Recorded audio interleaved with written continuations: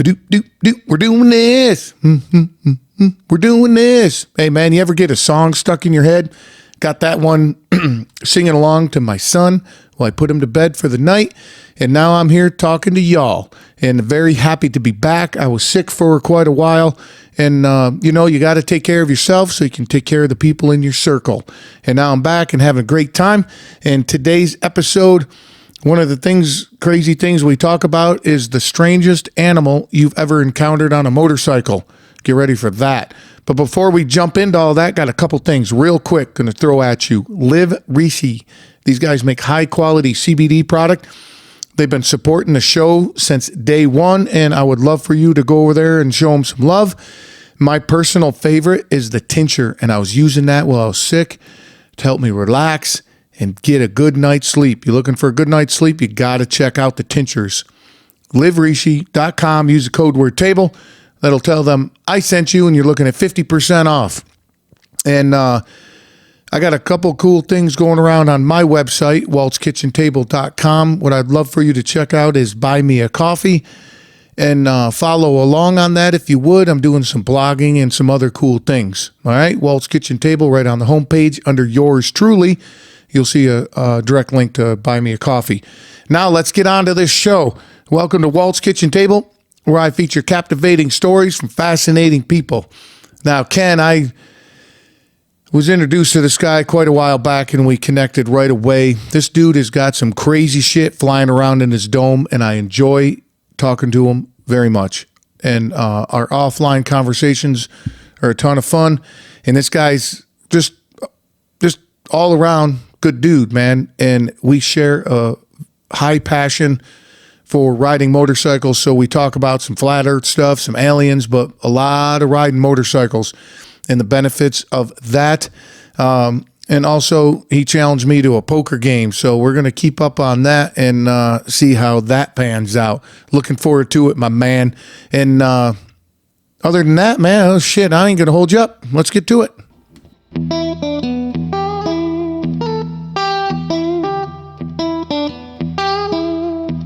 Here. Go, bam. We're fucking live, dude. All right. Now, everything you say is going to be on the internet. Understood. Not like it ever bothered you before. That's right, man. Hey, man. Hey, dude, check this out, dude. Dude, that is so cool, man. I'm sporting the Waltz podcast. Yeah.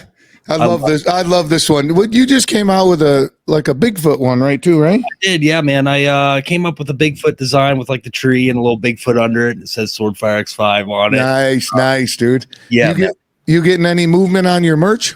Honestly, no, not really. I have some friends that, I've picked a couple up here and there, which I really appreciate. Shout out to them. But not too much movement. And hey, man, it's all good. It's all fun. Yeah, I got more out of it, designing it and building the website and coming up with the stuff than anything else. I knew, damn well you're not going to retire off selling merchandise. Right, man. And I feel weird too, being like, hey, constantly asking people to go ahead to the Midgets thing and buy stuff from me. And, if people feel compelled to do so, I appreciate it. And if not, that's okay too. Yeah. So. And I've been having some luck with the Buy Me a Coffee deal. Yeah, how's that going, man? I was checking that out. That seems pretty cool. Yep, I enjoy that because I was doing a long time ago when I first started. I was doing a monthly newsletter, and I don't know. I kind of lost it with that. Yeah, and I was like, I like just kind of spitting whatever's on my mind, and maybe not in audio form, but in writing. And I was having a lot of fun with that. But I didn't want to write like a whole thing and create a whole thing. I just want to take 15 minutes and jot down whatever's on my mind. And that allows it to do that. Like if you look at my post, it's just whatever I'm thinking at the time. And I just data dump. Heck yeah, man. I love that. I love your off the cuff episodes and stuff. Yeah, they're a lot of fun, dude. They are, man. I love hearing that. And I'm kind of in the same boat. There's nights I'll come in the studio. It's like, I'm not sure what I'm going to talk about, but if I got something on my mind, I'm just going to say it. Well, just turn the damn thing on and start talking. You never know what's going to come out. That's right, dude. Hey, I knew Pardon me, my throat's all from being sick. I knew we were talking tonight, and I thought I heard in passing, is it the 65th anniversary of the moon landing? That's a good question. I'm not sure. I hadn't heard anything about that. I think today, 65 years ago, allegedly, we landed on the moon. That's the key word, allegedly, man. Allegedly, yeah. I knew you were gonna. I was like, oh God, we'll get into that. Oh man, that'll be a lot of fun. But and flat Earth too, dude. Come on, man. You got to tell me what's rolling around in your dome about flat Earth. Oh man, I don't know if you've had the opportunity to speak to anybody about flat Earth theory. No. I'm not a flat earther. I just want to say that for the record. I am not a flat earther. But I'll say this, they make some interesting points, and I feel like they do have a few good points they make to add to their theory. And that's kind of where I'm at with it. I'm a round earth kind of guy. Even though I really don't have much proof other than going on the word of scientists and, experts. I don't really have any physical proof that we live on a round earth. So there's a little bit of, trust there that what I'm being told is the truth. But, No, dude, seriously, all the evidence is out there that we live on a ball. Right? Is it? I don't know. That's awesome. I don't know. So my big question is, if we don't live on a ball and it's flat, who fucking cares? That's the thing, dude. Why wouldn't we all know that? And why would you try to hide that? Right. I don't know who show I was listening to, but the guy was like, the host goes, well, where's the end? And the guy goes, well, there's like an ice wall. And I was like, what? What are we, a fucking Game of Thrones now? Right. I've never seen Game of Thrones, but I've seen, maps that have been kind of, people have constructed of what they think of flat earth model, I guess you could say. And yeah, it's supposed to be like a bowl, more or less, and the ice ring goes around the entire outside. And that's like what keeps the water in. And dude, I don't know, man. They do make some good points with like the sun and the moon. They're like the one guest on the show I was listening to. He made a good point about how when there's an eclipse, you never see the moon like approaching the sun. You never see it anywhere. You just see the eclipse itself, it getting dark, and the moon supposedly moving past it. But you never actually see the sun and the moon side by side, which was kind of an interesting argument that he had come up with. But I'm with you still, man. I'm still on the round earth. Okay. I like to believe, there's planets outside of ours that I can see with my telescope, and they're not just some kind of holographic, display on some image up in the sky. I'd like to think that they're actual, planets. Right. So, and I think I sent you the picture of the universe as we have it, our galaxy, or not galaxy. Is it our galaxy? Milky Way galaxy. Yeah. With our planets, everything's round, and then there's the Earth flat in the middle of it. It's like, what? Okay.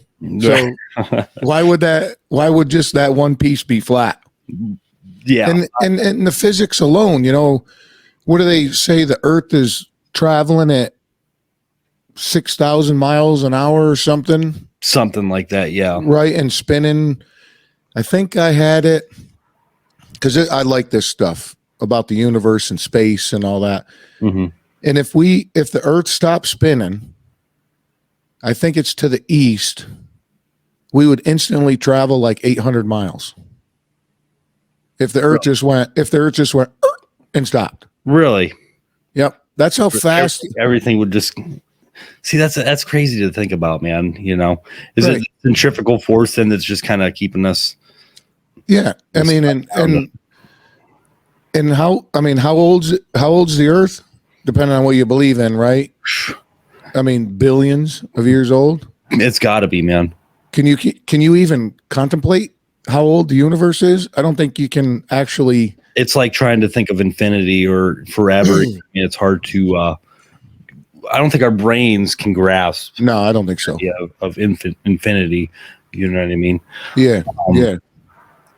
But no, there's an awesome document. Now, I don't know if it's a show No, it's got to be a show on Netflix. It's called The Universe, and they go deep. They go deep into like how planets are made and what kind of force is out there, and here we are, a skeleton covered in a bunch of protein, thinking we're all big and badass. Right.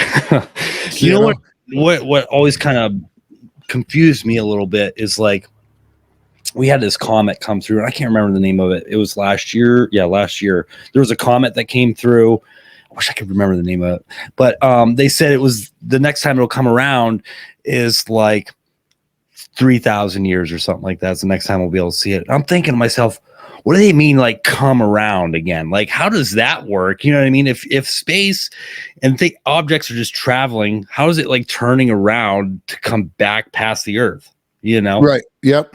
Like that just kind of confuses me. Like Halley's Comet comes back through every so many thousands of years or whatever, and like I don't understand how it comes back. You would think it would just continue in a straight direction for forever. Yeah, but the thing is, they talk about planets or not necessarily planets, but asteroids or meteorites or whatever's flying through space. Our planet and like Jupiter and Saturn, they're so big that their gravitational pull affects that, right? So if it's flying through space, it's either going to push it away or pull it. But then going back to how big space is, if you pull a comet a millimeter to the right, well, it's traveling at how many thousands of miles an hour? Right. So that 1 millimeter all of a sudden is taking it in some other crazy direction. And then another planet moves it to that way. Another planet moves it. So that trajectory brings it all the way back around. I see. In 3,000 years. Does that make sense? Yep. Dude, this is a fucking farm boy, country boy explaining how comets fly through space. So are you saying that over a few thousand years, if it continues to move left and right a little bit, eventually it might hit the moon or the Earth? That's what I think. When I watch these shows and they describe how the sun's gravitational pull between the sun pulling us toward it or pushing us away and the Earth pulling toward the sun or pushing it away from the sun, whatever, however that works. Yeah. That's why we're the distance we are from the sun, is because it's like holding two magnets, trying to push two magnets together. That's how I'm just repeating what I've listened to and read. That's fair. And watched. I am not a scientist, but I do find that stuff fascinating. So when I do watch it, I watch it with passion and I watch it, with interest. Sure, man. Absolutely, man. And there's nothing better too than just going out with a telescope and doing a little stargazing, and you never know what you find, right? That stuff, man. I've been seeing some crazy lights in the sky. I don't know what's going on. Here we go. I knew it. Something is going on, man. I tell you. Well, let me ask you straight up. You an alien believer? Oh, absolutely, man. 100%. Me too. Absolutely. Yeah. I believe in there's all different types of races of aliens. You have Lyrians, you have the Arcturians, you have the Palladians, which are a few different species of aliens. And there's people out there that claim to have been in contact with them and have channeled messages through them and things like that. There's teachers and things like that out there that have done those things. And I really respect and believe what they say, because I look at their lifestyle and the way they live, very clean, meditating all the time, clean eating, healthy habits. I think those things you'll be able to channel messages from extraterrestrials. That's just a higher, maybe accessing a higher part of your consciousness. Yeah, man, your third eye, bro. Oh, here. Oh, man. Oh, third eye. The pineal gland, bro. The what? The pineal gland. Oh, yeah. Yep. My theory on that is it's pretty selfish of us to think that there's not some other kind of life form. Right. I mean, the universe is a big place.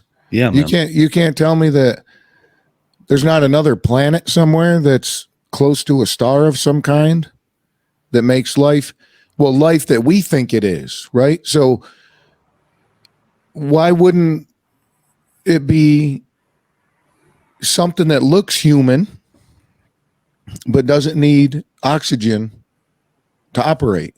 Right. Maybe it needs some other gas, because if you believe in evolution, like I do, maybe on that planet, 500,000 years ago, something crawled out of the mud and through evolution ended up on 2 feet, and they don't talk. They telecommunicate, but they live off of carbon monoxide instead of oxygen, or some other, God knows what chemicals will be out there, right? You know what else is crazy to think about, man? If there is a planet like that, they say if it's like, I can't remember, 60, maybe it's like 70 million light years away or whatever.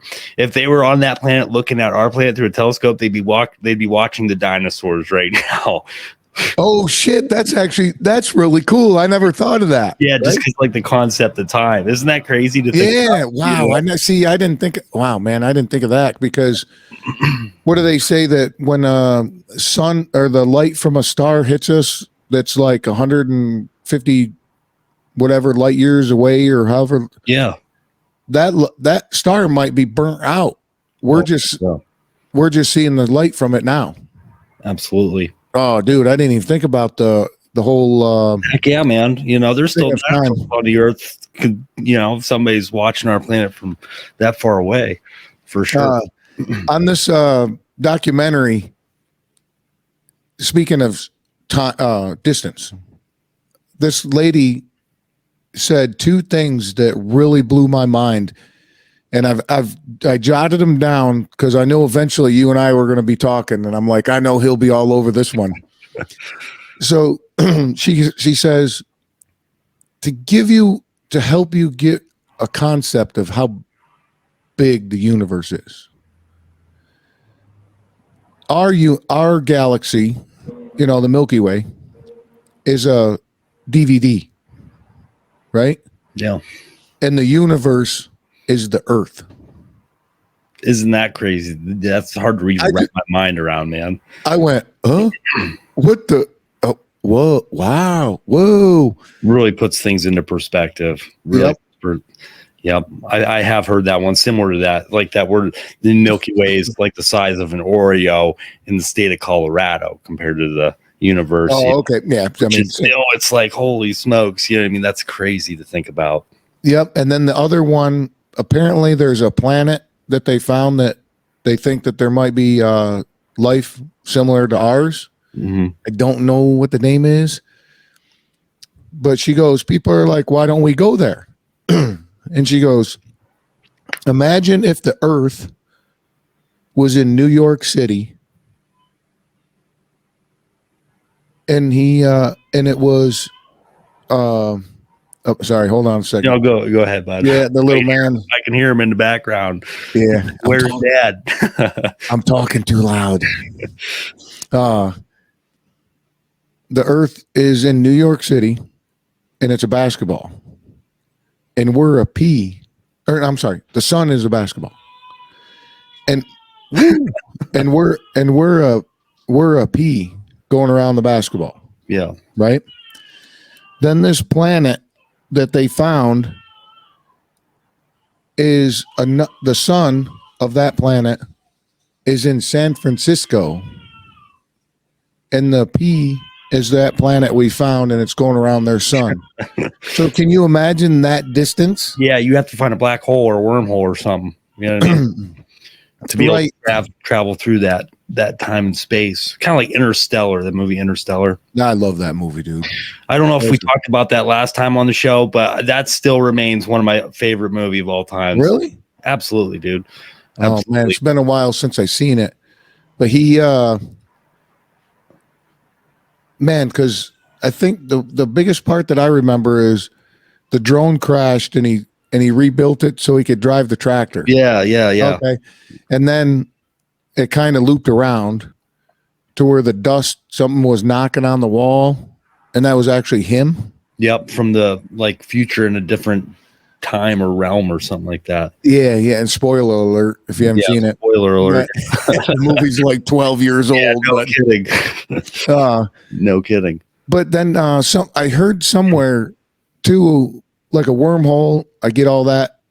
They're trying to explain that in this documentary that I was watching, or show. Sorry, I keep calling it documentary. I mean, it's hard for me to wrap my head around that kind of stuff to like truly understand it. I could go, oh yeah, that's cool, but like to really understand it, no, I'd have to put a little more time. Yeah, I'd have to put a little more time into like looking into it, right?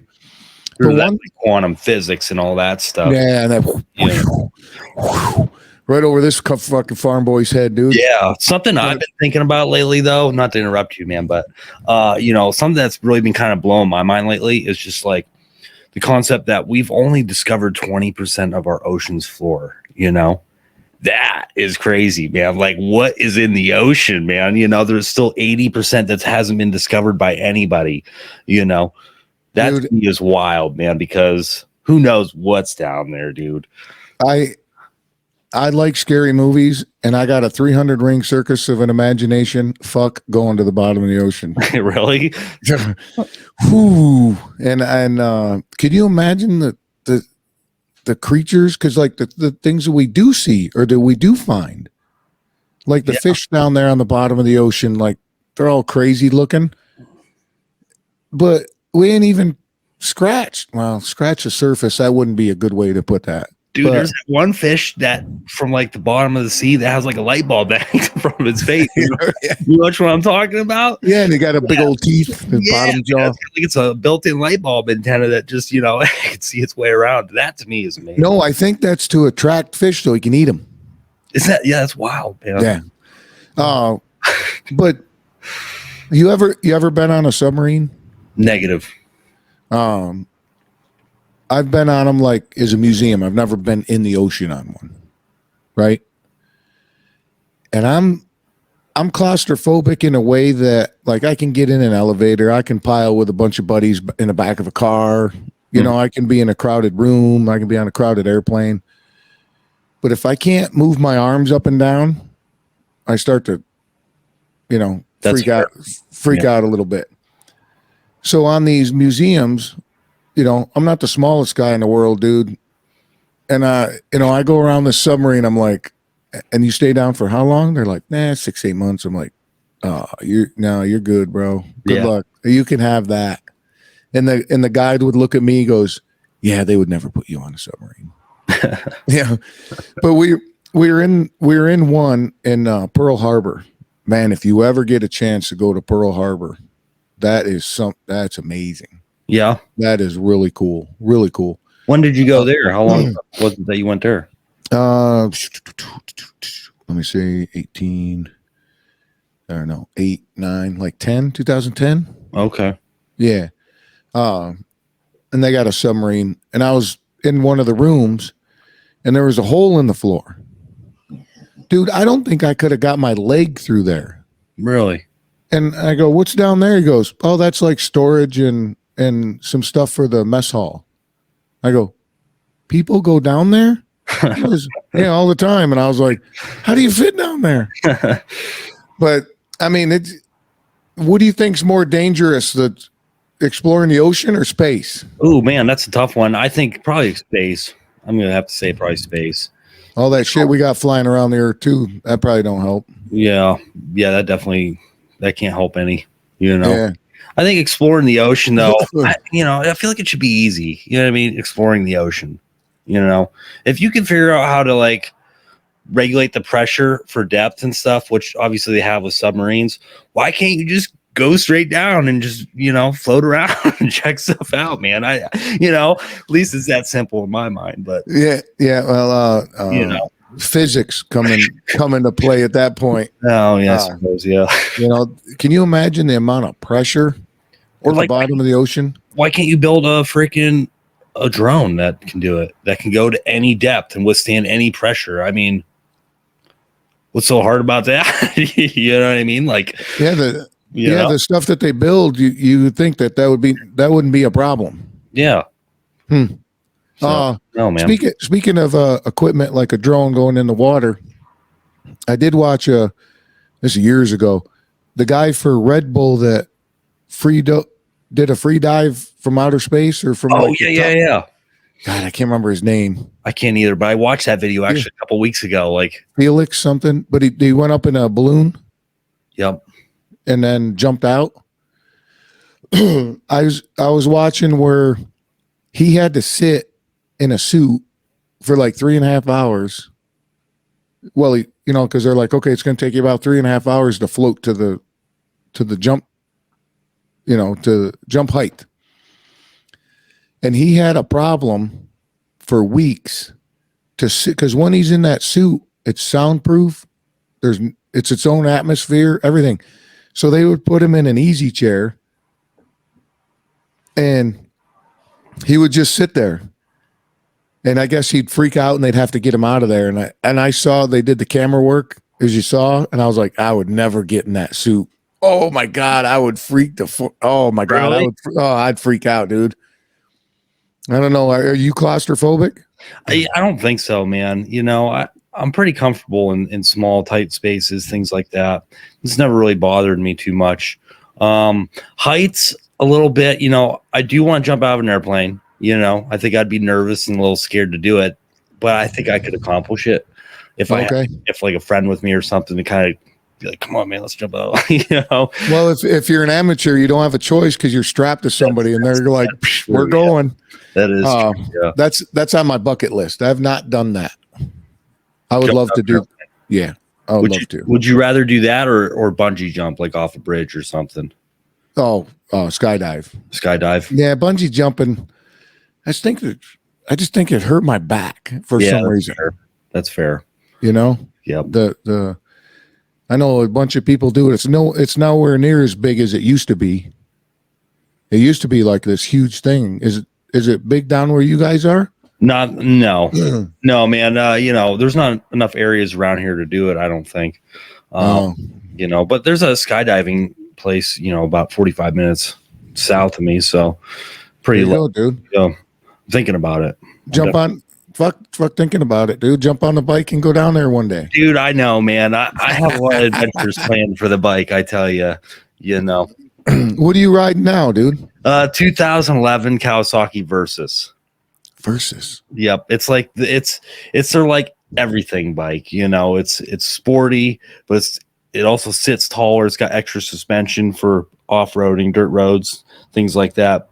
It's geared low. So that's what I like about it. I could do power wheelies, man, just like first, second, third, just twist the throttle, front end come right up. It's not built for speed like a sport bike. It'll do 100, but it's just a little bit of everything though, man. It's comfortable for long distance rides. It's got the luggage rack for it, so you can carry stuff with you. And I'm just super excited about it, man. What's that inline four, like a 650 or a 750? It's a 650. Inline four? I believe it's a twin. Twin? Or maybe it is inline four. You know what? This is super embarrassing. I should know better. On, dude, you're killing me. My buddy Justin, though, he is the mechanic. He knows all that stuff like the back of his hand. I'm still learning. So yeah.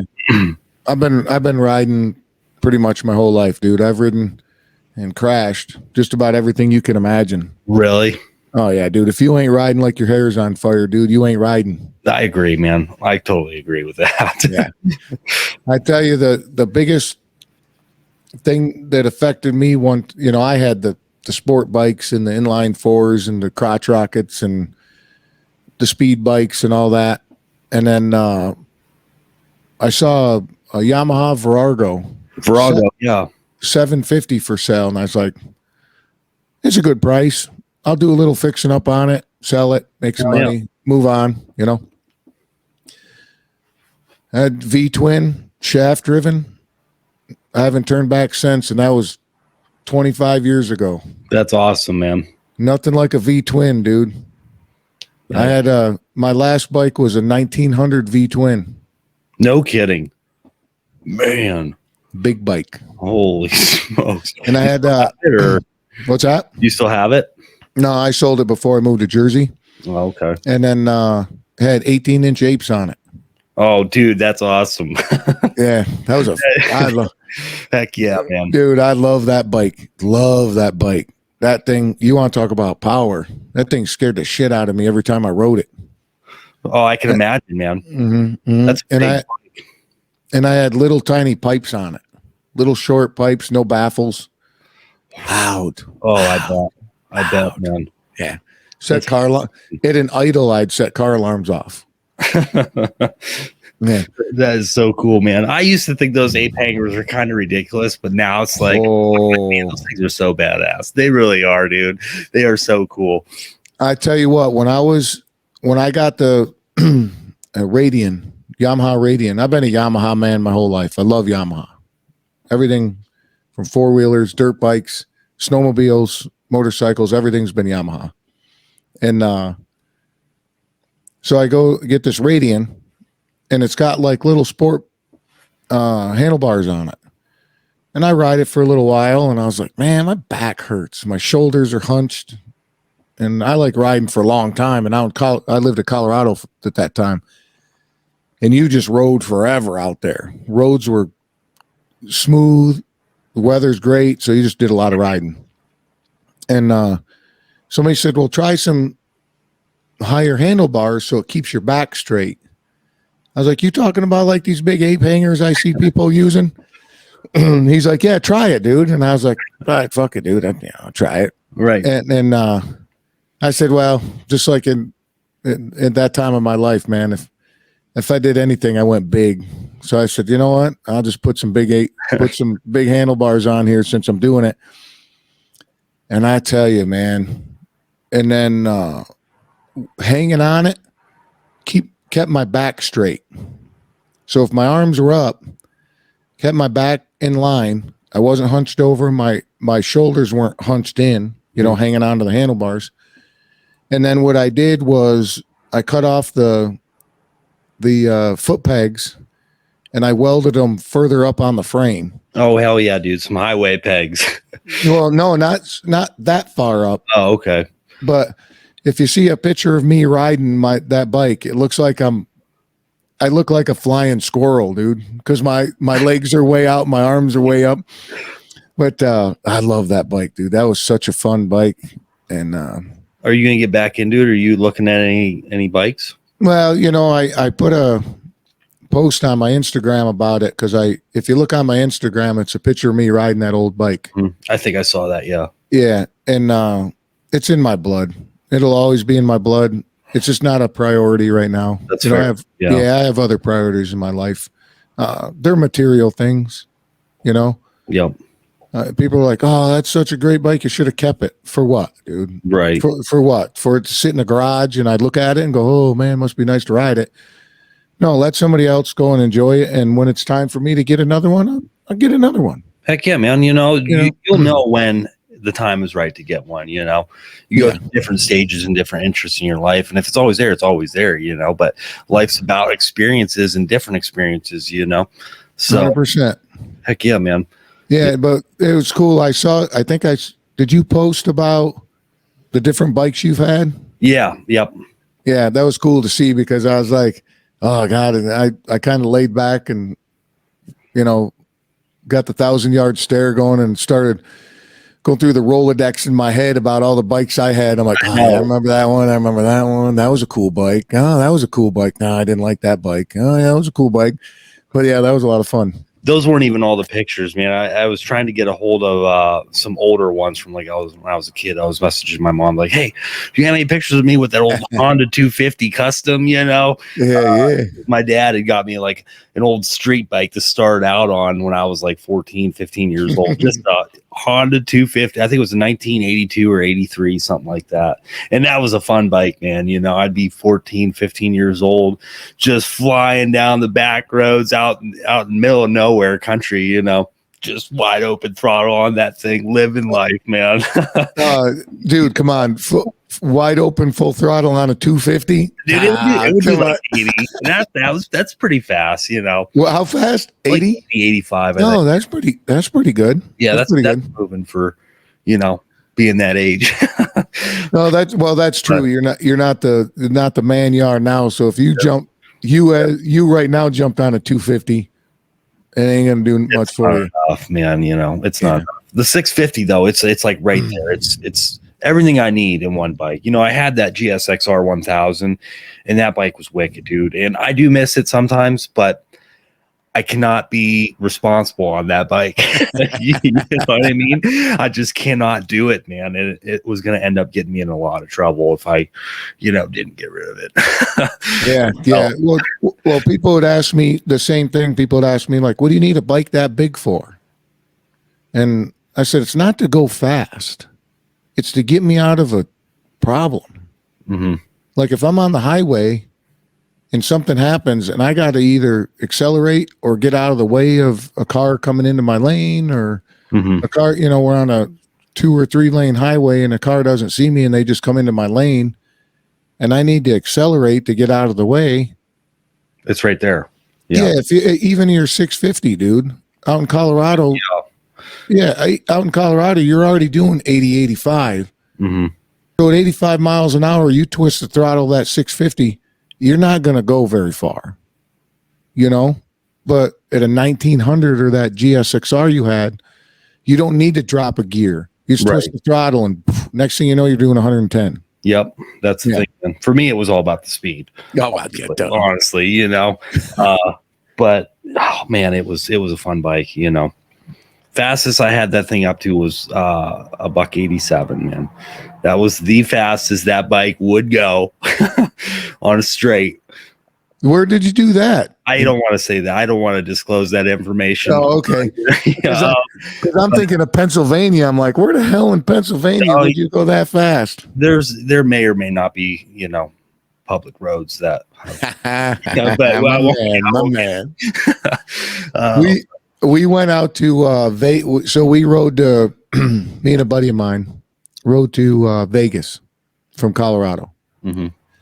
And we went through Area 51 because weeks before my buddy was at the doctor's office and he read in a magazine that there's a bar in Area 51 that had some beam me up Scotty drink. And he's like, we need to try that. And I'm like, all right. Hell yeah. Yeah, I was like, all right, we'll take a ride. And you ever see that movie, The Hills Have Eyes? I think so, yeah. Yep. Dude, just like that. Oh my God. Really? That's all I could think of. We're like looking at the mountains like to our right, and I'm like, this is right out of a fucking slasher movie. This is crazy. That's cool though. But we came around this one point and we weren't too far from Area 51, and they just blacktopped the road. So as far as you could see, for you flat earthers, that's a long time, but it did go over the horizon. And I was like, I look at my buddy and I'm like, why don't we just go to see what we can do? And my speedometer was at 100, because I had, the way my bike was, the speedometer was on the tank. Yeah. Okay. Like a Harley. And it was 120.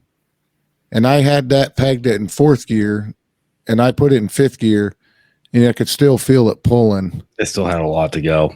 And here I am flying through the desert, Area 51, and 18-inch apes at probably 150 miles an hour. And I'm like, what in the world? That's crazy. But you were talking earlier about space and time, like distance and time.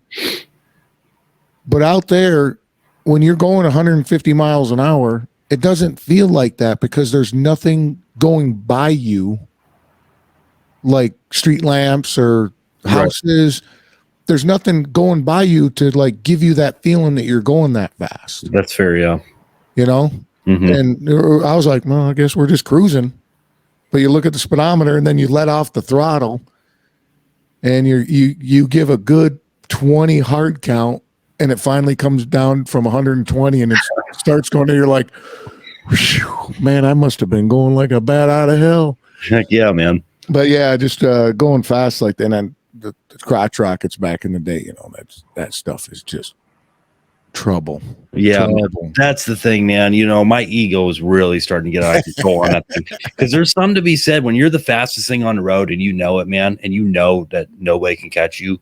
There's something to be said about that. And my ego was starting to get a little out of control, and I had a couple close calls, man, with deer and freaking raccoons running out. And it's just like, man, I need to slow down. Yeah. So, well, I've been all over the country on a bike, and oh man, that's what I want to do, dude. I tell you what, if you want something that'll blow your mind, ride a motorcycle through Yellowstone. Really? It's like you're on another planet. You can smell the sulfur and the air changes. It's awesome. One of the craziest places I've ever been on a bike is Yellowstone.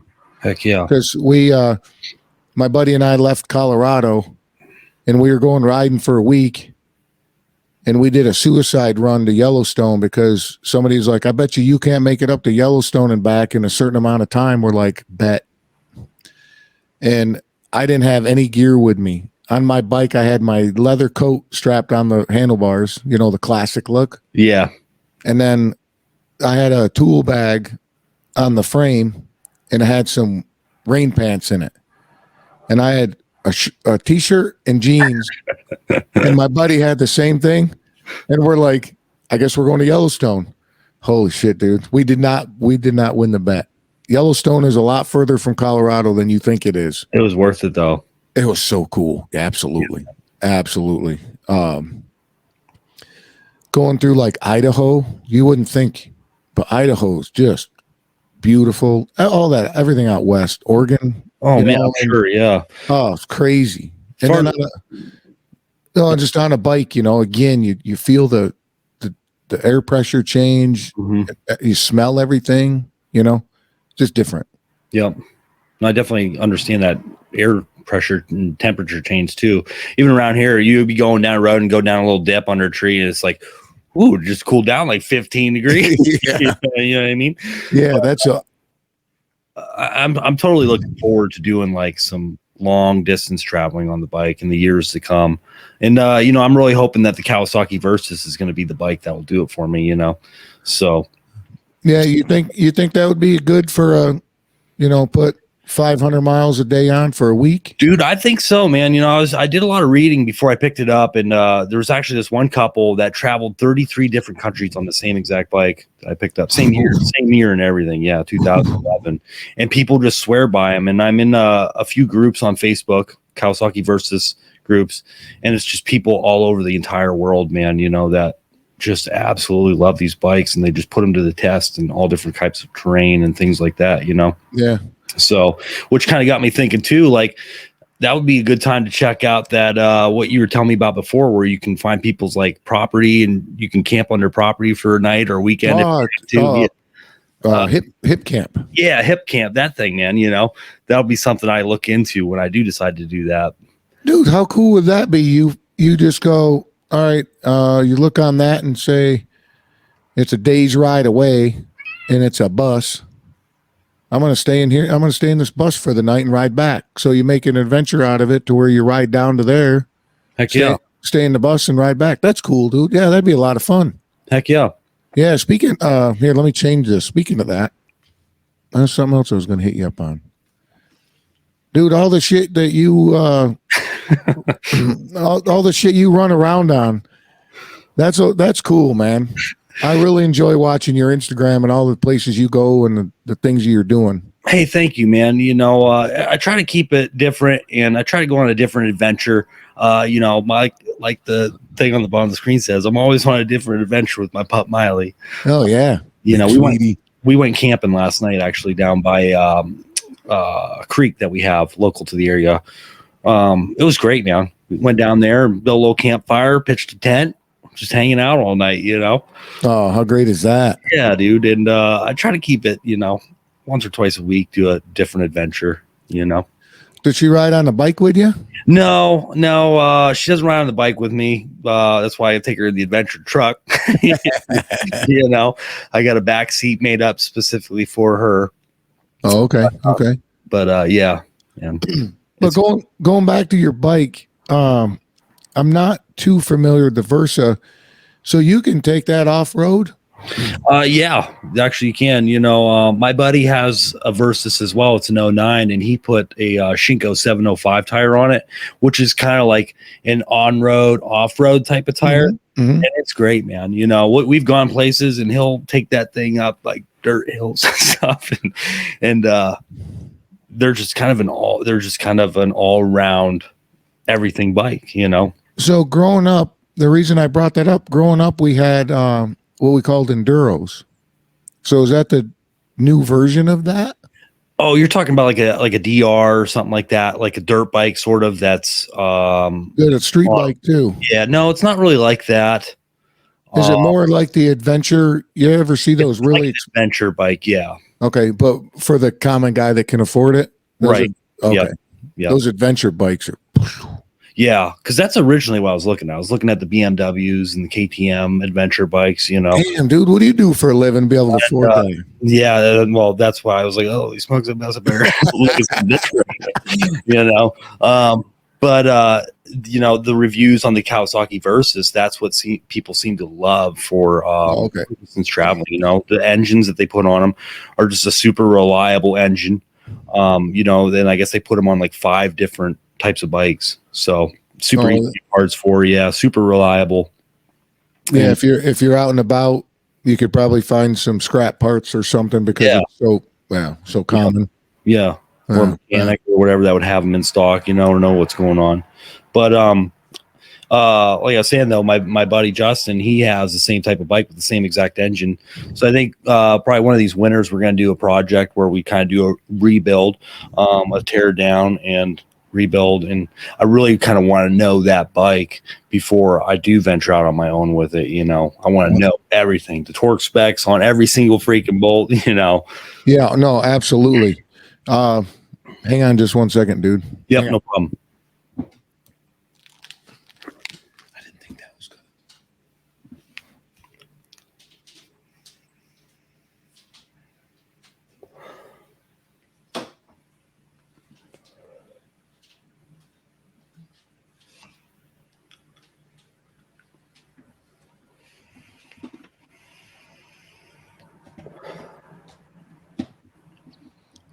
Amateur, bro.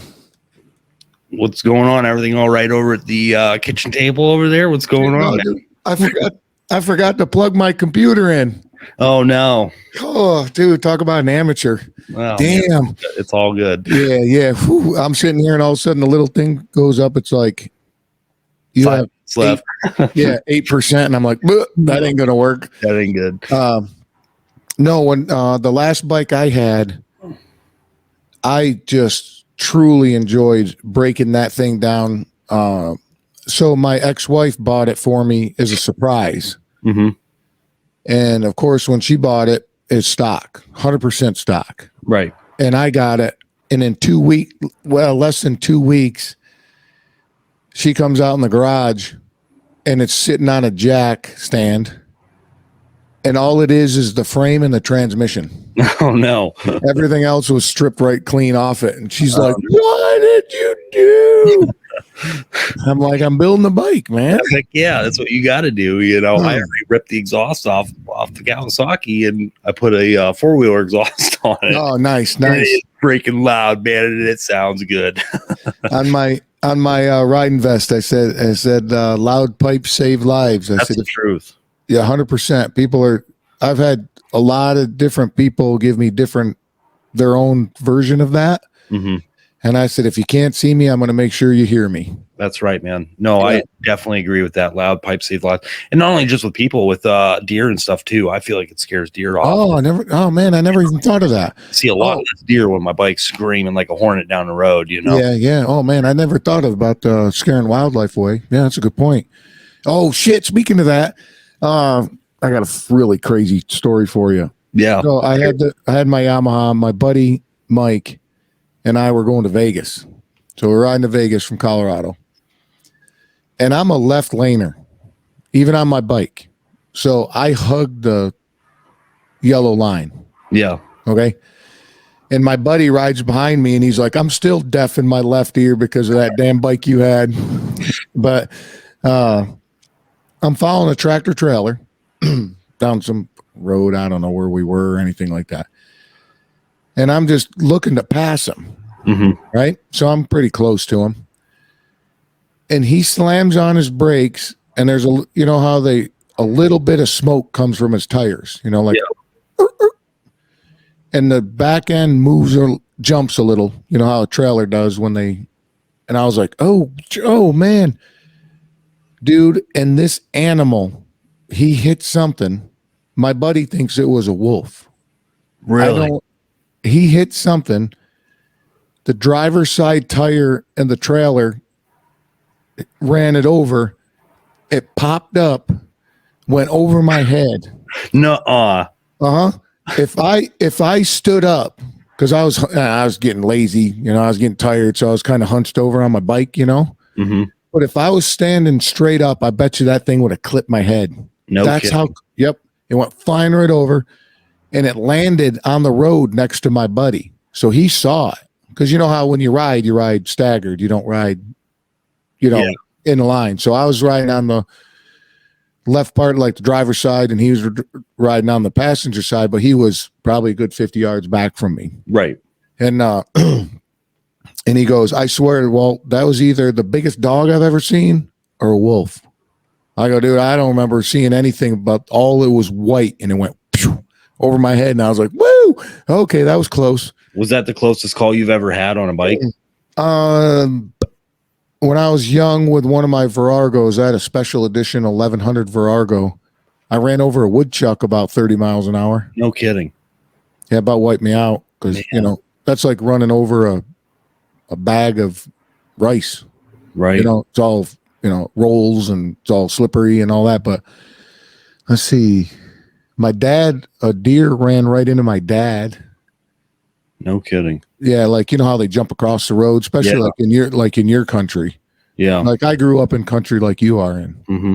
So a deer just shot across the road and like hit my dad, knocked him off his bike. Was he all right? Yeah, he got on his bike, drove it home, parked it, and he's never ridden since. No kidding. But at that time he was like 70 years old. Oh wow. Yeah. But closest call I ever had was was it last year? No, it was 2 years ago. I was on the Cafe Racer, man, my 1981 GS 150, and that thing rips, man. We were riding. I was riding with my buddy Justin. He was behind me, and like you said, I was on the left side in the right lane, but left hugging the yellow center lane, and he was behind me. And we came around a bend, and I opened the throttle, and I looked in the field to the right to me, and there was a big old buck. And I looked like that, and I looked over my shoulder, and I pointed, and looking, I looked back straight, and this doe literally jumped right over my front tire. Its ass. It was like right next to my right hand, man. I mean, it was holy shit. I was like, if I'd been paying attention, I probably would have wrecked my bike. Yeah. But I was just like, I turned right around, and its ass was right here by my right hand, and I was like, I just kept going straight, and I was like, holy smokes, that was a close call, man. That was a close call. Somebody's no doubt. I was riding, we were doing a funeral procession, big biker funeral procession. And you ever ride in these, or you ever see it to where the family and the group is designated in the front? Yeah. And then as you come to an intersection, the first group of riders behind the family spread out and they block the intersection and they let the procession go by, and then they get in the back, and it just kind of goes back and forth, right? So it was my turn. I was right behind the family. We were coming up, and it was a country road. So I roll up in front of him, and I'd look just to make sure nobody's coming. And I roll up into the road, and I look over my to the left, and here comes this dude, and I didn't know what it was at the time. I know what it is now. It was that. You ever see the bicycle that looks like an elliptical trainer? I think so. Yeah. They got the like how it's propelled. It's like an elliptical. Yes. Yeah. Okay. He's coming down the road at me, and I'm like, "Bro, you got to stop."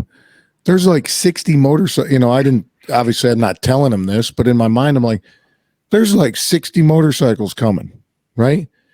And he starts screaming at me and yelling that he can't stop. I don't know what he did to the thing. It spits, it kind of like kicks to the left, his left, and he crashes into my front tire. Nuh-uh.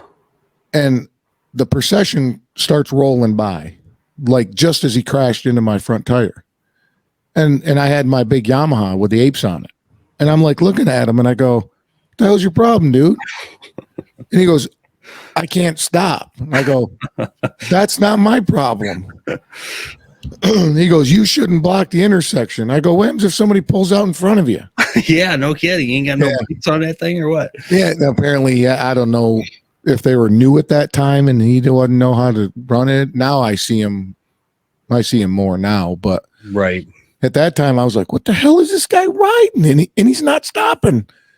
And, you know, he's like screeching to a halt and he bangs into my front tire. And I was like, "You son of a motherfucker." Right. Yeah, I was like, you would have been in a world of hurt, man. You would have been pummeled over like a stampede if you went into that group of bikes that are coming. Some of these, makes me think of the electric motorcycles that they're making now. I've seen some of the electric motorcycles that they have out. Man, some of those are wild, dude. There's a couple of the crotch rocket ones. They'll do over 200 mile an hour. And like really fat, like the torque is. Yeah. Dude, yeah. I would love to ride one of those. I couldn't afford one, but I'd love to just hop on one and experience 200 mile an hour with like no engine vibration, no noise, just freaking speed. Man. Yeah.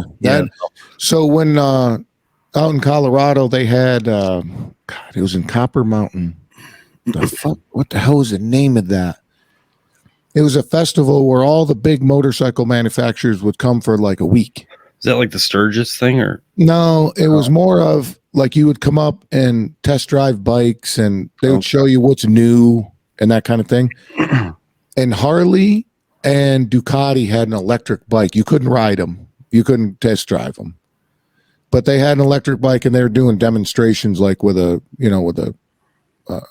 own man riding them, you know. But you could go out on group rides and test bikes. And my buddy and I were like, we're going to try out these Ducatis, man. Heck yeah, man. If I got one chance to ride anything, I want to ride a 900 Monster. No kidding. You know? So we sign up and we come into the thing and he goes, "All right, there's the lead guy. You will not be able to keep up with him. There's the guy that's going to be in the back," and he was on a scooter, a straight up scooter. He goes, "That's the guy to make sure you're not going to fall behind." He goes, "Other than that, we'll see you when you get back." And dude, my buddy and I tried keeping up with that lead guy. Really? Oh, hell no, dude. Shit, we didn't stand a chance. No. That guy knew what the hell he was doing. And he wasn't on a Monster. He was on it looked like a crotch rocket. Right. You know, I don't know the model or anything, but I tell you what, that Monster though, whoo, that's a bike. I was never able to afford one of those, but that's all good though. That's a nice bike. That's a nice bike. Heck yeah, man. But the electric, man, I was like, just the way they had it designed, it looked like a dirt bike with a battery in it. Obviously, they look a lot better now. But at that time, and the guy would ride it around the track, and you could watch him, popping wheelies and that's what I'm all about, dude. Popping wheelies, man. I love wheelies. I'm learning how to like get it up in second on the Versus and try to find that balance point. Off public road, of course. But trying to learn how to like find that balance point, because To me, man, there's nothing cooler than just like A, doing wheelie, and B, being a person witnessing it. Because anytime I see somebody doing wheelie, I just think it's the coolest thing ever, man. It always puts a smile on my face, you know. And I want to be able to do that for other people. You know what I mean? You got to get a good sized woman to put on the back, dude. Yeah, dude, I know, man. I know the struggle's real, bro. But, you know, that's going to be the name of the episode. The struggle is real. The struggle is real. I like that. That's good, man. No, wheelies are cool. Four wheelers, I used to love riding wheelies on four wheelers. Just good. It's a lot easier for one because you don't have to balance. But I don't know what it is about it. Like, you don't jump or, you know, do tricks and stuff on a street bike. Well, you can, right? There's those people that do that. But like a dirt bike or a four-wheeler, the way you can just, I guess, just beat the piss out of them. Yep. You know, and just have a good time with them. They're just so much fun, man. They're just so much fun. You know, I've had a couple dirt bikes in my day, and not so much four-wheelers, but dirt bikes, you know. I've had a couple of four-wheelers that just scream, dog. You hit on it earlier, and I wanted to come back to it, was my mom taught me, she goes, with dirt bikes and four-wheelers, yeah, but mostly street bikes, she would say, as soon as you think you got control of that thing, get off it because it'll kill you. That's the thing, man. Yep.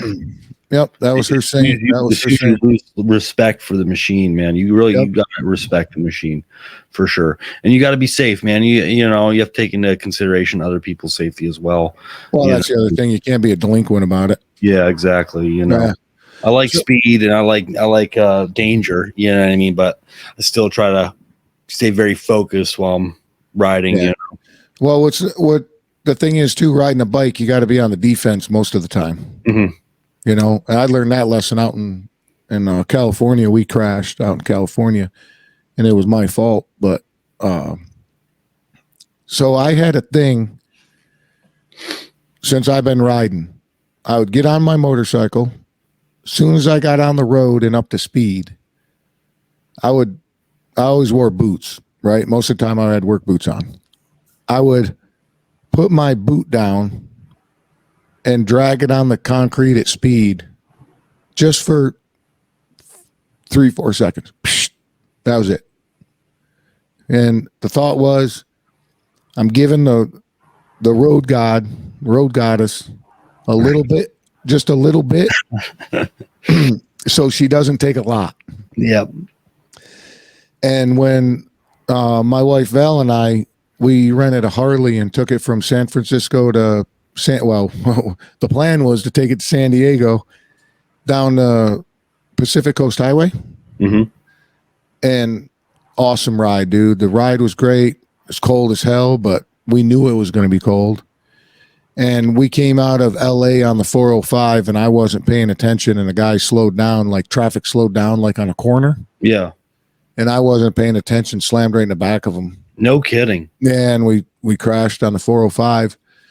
And we were all out of sorts that morning. We were moving fast, weren't paying attention. Just, you know, there's a lot of things that went involved, I think, with that. But part of it was every time we got on that bike, when we were riding it, I'd get up to speed and I'd put my foot down, drag it on the ground just a little bit. And you don't say nothing. You just drag it on the ground and you keep moving. And that morning when we got on the bike and took off, I didn't do that. And then half an hour later, we crashed. No kidding. Yeah. I believe that had a little something to do with it. It could, man. Yeah. Your wife was on the back with you, or? Yeah. Everybody turned out fine and good. Totaled the bike, but I had insurance on it. I think it cost me $28 to cover a $30,000 street glide. Right. Yeah. But what disappointed me about the Harley was it was a brand new 2019 Street Glide, which is their like Cadillac. Oh yeah, those are nice bikes. There's beautiful bike, and the power plant, dude. Holy Jesus, dude, that thing was That was cool. Really? But as soon as I got it up to speed, had 400 and something miles on it. And as soon as I got it up to speed, had a vibration in the handlebars. Really? I was like, what the hell is that? Yeah. What I'm like looking around, make sure something ain't gonna fall off. And I was like, what the and after a minute I got used to it. But I just wasn't, I'm not the bikes I've always owned, you get it. That's the whole point. You get it up to speed and it should be smooth. It shouldn't be rattling you to death. Yeah, no doubt. But it was a beautiful, the bike looked beautiful. It rode beautiful. And again, the power plant was amazing. I can see why people are Harley fans. Yeah. I'm just not a Harley fan. I'm not either, man. Nothing against Harley fans out there. It's just, it seems like a clique, you know what I mean, around here. And I don't know, man.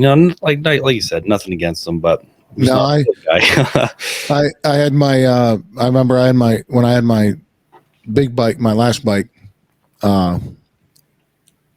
he goes, what do you want? You're doing that to make it look like a Harley, this guy says. And I go, no, I'm making it to look like I want it to look like. Mm-hmm. And he goes like, why don't you just get a Harley? And I turn the key and it was already in neutral. I reach up and I just breathe on the start button. I go, that's why I have a Yamaha. Yeah, no doubt. Yeah, that's it, man. I never have to worry about the thing not starting. Yeah, that's the truth, man. And parts cost about a quarter of the price, That's the other thing. I think that's part of Harley's business plan is they don't need to charge that much, but they know people will pay for it because it's a quote unquote Harley. Yep. And whatever, dude. Hey, it works for them. Hey, it works for them. Yeah, man. Absolutely. And people love it. And they like, just like going to church or just like me playing poker or just like us sitting here talking like this. It's something we enjoy and it brings us pleasure. Dude, owning a Harley. My buddy's now he's an Indian fan. He bought an Indian and fucking Those loves are nice it. bikes. Yeah, really nice bike. But if it brings you joy, have at it, dude. I ain't one to judge you. Dude, if I ever head out that way on tour with a bike on my Journey Around America tour, dude, I'm going to have to swing by. We're going to play a couple of hands of poker, dude. We're going to have to do a poker. Oh, dude. So I would freaking love that. I'm just going to tell you the same thing I tell everybody that wants to play poker with me. Just give me $50. I'll kick you in the nuts. It's all it's the same, dude. I'm not even that good of a poker player, man, but I do enjoy it, No, I'm not. I enjoy it a lot. I like the mental challenge of it. Mm-hmm. And I believe that I have it just comes to me naturally to read you. Like to pick up like your body, 80% of our language is nonverbal. Mm-hmm. So if you're sitting across from me, especially for hours on end, it doesn't take long for me to pick up. Ooh, I feel like you wouldn't be able to read me, man. I read you like a book. Dude, I'm quite confident you wouldn't be able to, man. I feel like I'm good at playing the fool. You know what I mean? Okay. All right. Not to give away all my poker face. Just keep talking. Just keep talking, dude. I'll learn about it. Just keep talking. Tell me about it. That's awesome. Oh man. No, that's cool. No, that'd be awesome. I just enjoy playing. And there's Same here. Yeah, it's just hanging out with the guys, having a couple beers, man, playing some poker, dude. That's what it's all about, man. It's not winning money for me or anything like that. No, that's a very, very small portion of it. Yeah. We travel and I'll find a poker room or a casino and just seeing the local culture and meeting different people. And you sit at we were in London and I sat in the poker room for 8-9 hours, I think. No kidding. Yeah, I've never played at like a casino or anything like that. See, I've never done anything like that. And just the people that I met was just awesome, dude. Just talking with them, they're from all over the world, of course, because they're traveling through London, and all sorts of walks of life, rich people, poor people, not poor, but you're getting, just different ranges of people. When they sit down, they'll sit down with $100. The next guy sits down next to him with, $2,000 and you're like, okay, right. And right. whatever it is. But yeah, it's fun. I enjoy it. And I could go on for hours of the stories that I have about places I've been and people I've seen and situations I've seen and been in and all that. But I truly enjoy the game, For you know, sure. and it's what I like about it too is it takes the physical part out of it. It's an equalizer. It doesn't. Your physical strength has nothing to do with the Right. game. Yeah. So that's part of the reason I like it. It's the mental challenge. Yeah, no doubt. You know, reading people and I So we're down to count cards, man. You know what I mean? Like that one movie where the professor took his students, Oh, they yeah. count cards, man. They would go to casinos, and dude, that would be a good skill to have. that's just not a talent that No. I've ever had. Me either, man. I mean, but to do that, as you can see how it turns out, right? Eventually, I guess they're basically a thief. Right? I disagree with that. You know, Yeah. because you know how much skill it takes to like count cards and like, you know, I don't know, man. And I feel like they did it all wrong in that movie. You know, like they let greed take Well, hold. okay, You know? well, that's what I was going to say. You know what so take a thief or a crook or anything like that. Two are their biggest enemy: greed and time. That's true. But do you think casinos are they a thief too? Because they 100%. You know what I mean? So like they have it geared so that you can't, you know, win a lot of money, that they're making out more than you are. Oh You yeah, Vegas is not built on winners, dude. You know, winners didn't build Vegas. Right. But the thing is, though, if you know that, you have to know that going in. Yeah, But if you think that you're going to beat them, you've already lost, man. that's fair. Yeah. You know, I left Vegas one time, and I had basically within $20 the same amount of money that I came with. Mm-hmm. And the taxi driver goes, Vegas would consider that a win because I'm leaving with as much as that I came with. I didn't leave any, Mm-hmm. right? But yeah, You'll I've seen. free drinks, you know. What's that? You get the free drinks. That's, Oh, geez. that's what it's all about. Yeah. I don't know. I've never been to Vegas, so I don't know, but Dude, that would be a hell of a ride for you. that would be. That'd be what? 4 days? 5 days? Is that it? Are you telling me I could use 2 weeks of vacation for work and go to Vegas on the bike and come back? 100%. 100%. That would be sweet, man. Oh, 100%. Yeah. Vegas is what? 1,800 miles? I'm not Maybe. sure. I'm not Okay. And I don't like looking things up because it's more Yeah. fun to talk about it when we're not looking it up. Yeah, for sure. Okay, just to make the math easy, it's 2,000 miles. If you can do 400 miles a day on your bike, which is no big deal. We used to do we used to do 4 miles all the time. Okay, so 500 miles a day on your bike, that's 4 days. Yeah. So go out 4 days, dude, all you really need is 3 days in Vegas. I don't give a shit who you are. And if you're G rated going to Vegas or triple X rated going to Vegas, you need 3 days in Vegas. That's all you need. Yeah. And turn around and come back. Heck yeah.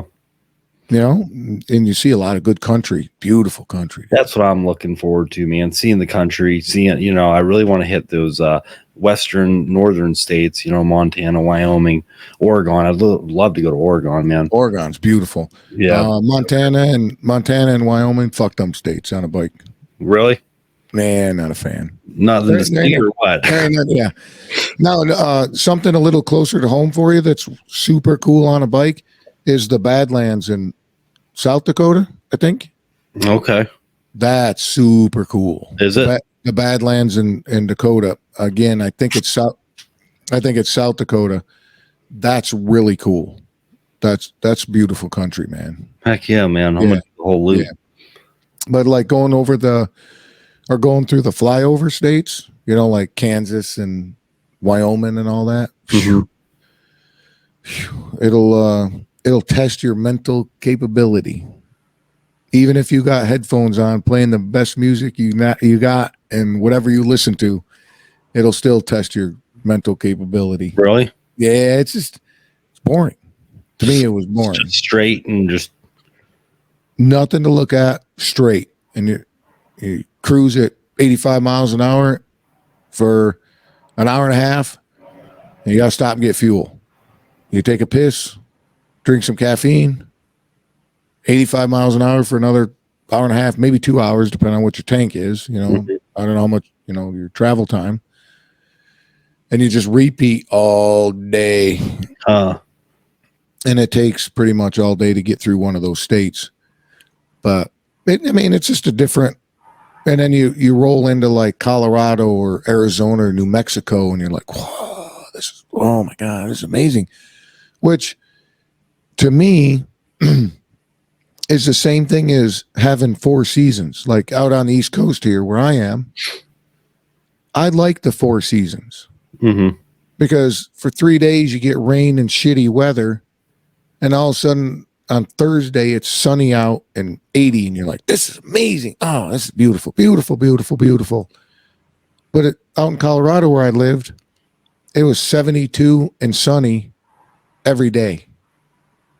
And I don't care who you are, that gets boring. Yeah, that's fair. You know, I definitely enjoy the rain. I enjoy the snow. I enjoy the winter season. You know what I mean? Yeah, I love the 4 seasons. Love it. Same here. Same here. So that's another part, you know, going back to what we were talking about on a motorcycle. When you're riding and you, like you said, you go through the dip and you feel the air pressure change, and you smell the water. You can smell the water coming before you see it, or you feel the chill in the air of the water before you see it. You know, those types of things. That's what makes it cool on a bike. Oh, yeah. But like in Wyoming, blistering heat, freaking straight. Yep. Yeah, but I'm nothing against it. I got a speeding ticket in Wyoming, so fuck that place. But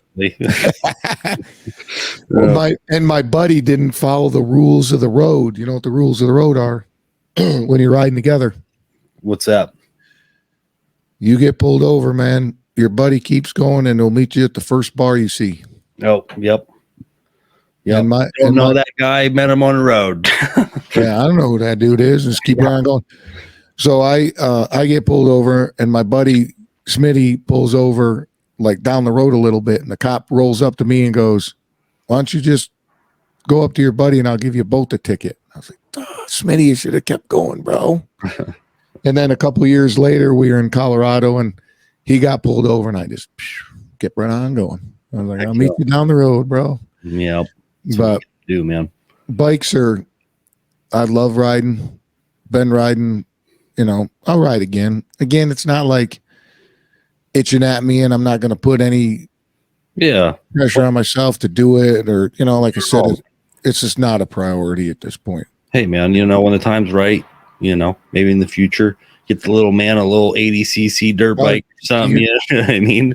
You're damn right. You're damn right. And, you know, see where it goes from there, you know? Yeah. What's your next, where's your next ride? You got one planned, or are you just bombing around the neighborhood? I think I think me and my buddy, we're going to head back up to Route 666, which is local to the area, which is a really fun ride.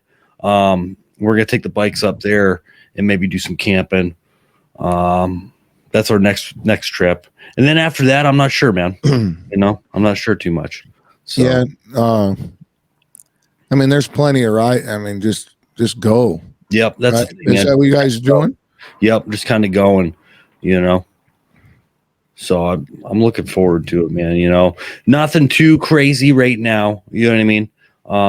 Just because with the pup and stuff, you know, I still like to prioritize the adventures with her while she's with me. Yeah. But yeah, man. You know. No, check out Hip Camp. Yeah, you know, because dude, you can stay in a yurt, you can stay in a cabin, treehouse, doesn't matter. Yeah, that's what I'm thinking, man. You know, Hip Camp, and you know, even the Kawasaki Versus group, you could probably find people on there throughout the country. Maybe, you know, give a shout out. Hey, I'm going to be heading through this state. You know. Oh yeah, look for side work on the side, man. Being a farmhand, you know, I'm in the area. You need some help baling some hay for the week or what? You know. Yeah, that's cool. Bucks and just keep on going, man. That's yeah. And you know. Now, if you like, say you took your 2 weeks and went to Vegas, would you camp at night, or would you find a hotel? Oh, I would probably camp. Yeah, I figured you would. Yeah. That's keep the expenses down. I don't know if I'll be doing a Vegas trip anytime soon, but yeah, I was just using that for an example as a long road trip. I think Kentucky would be a cool trip to, that's the place I've been kind of wanting to go is Kentucky, Georgia area, see the South a little bit. Yeah, beautiful riding. Yeah, beautiful. Stay away from Florida.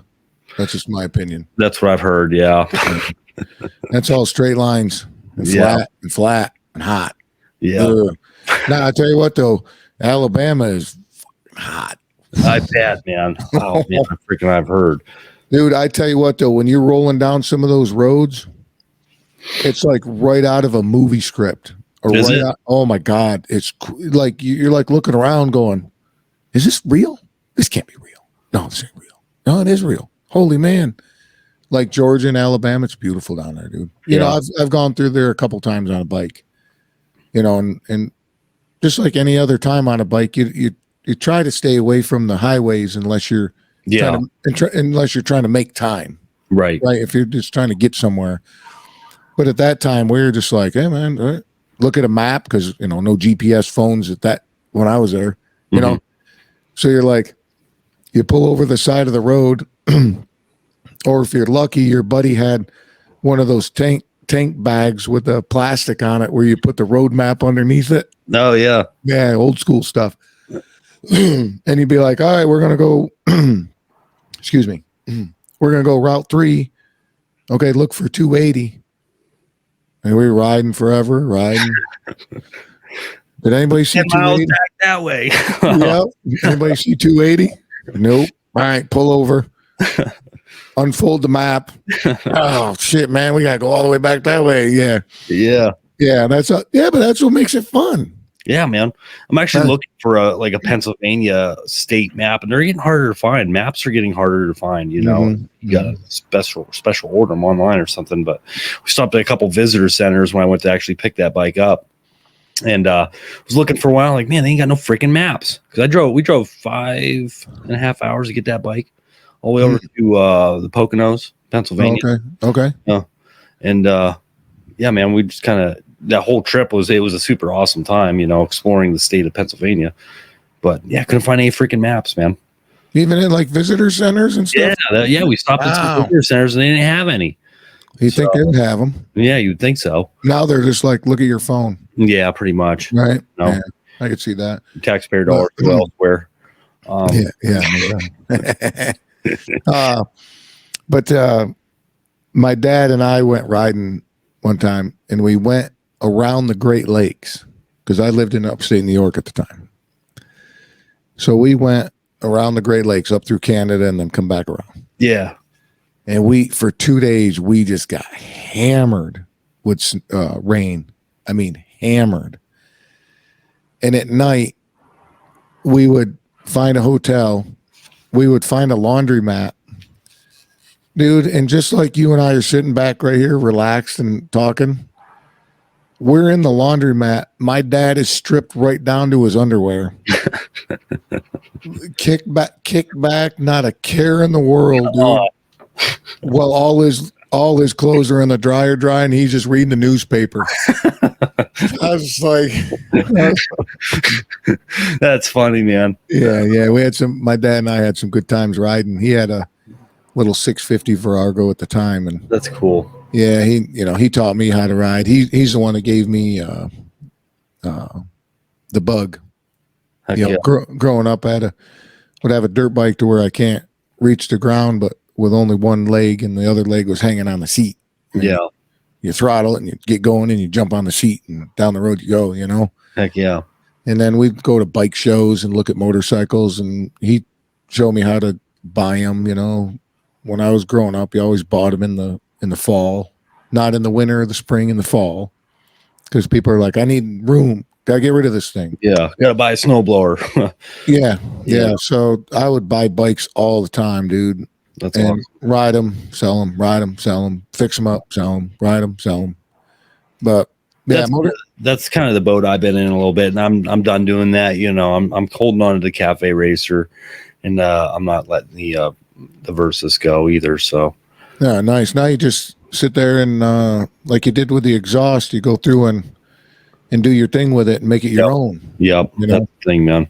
Dude, when you're sitting at a light, you know, I'd be sitting at a light and that thing, my bike would be idling. You know, it sounded like a drag car because, you know, big V twin and just sit there and go, puh, puh, puh, puh.